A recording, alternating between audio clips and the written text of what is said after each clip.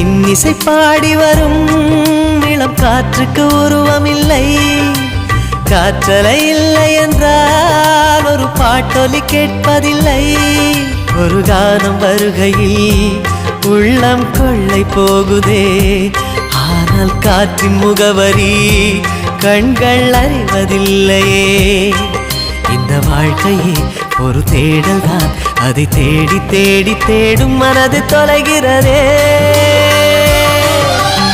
இன்னிசை பாடி வரும் இளம் காற்றுக்கு உருவமில்லை.